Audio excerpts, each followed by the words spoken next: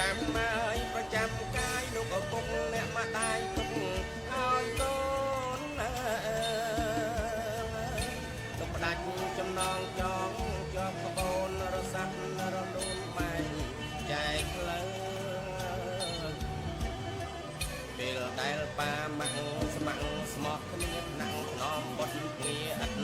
មងស្អីបបោកអង្អែលបីបំបាំងកូនប្រុសស្រីបើនៅសែនសុខហើយបារកប្រាំងបានម៉ាក់ដាក់ចុកដល់កូនណាយដឹងក្តីកើតរឿងអប្រៃសែនវេទនាមកធ្លាប់ស្រឡាញ់បែកចាញ់គ្នាចែកយកជាត្រូវរៀងខ្លួន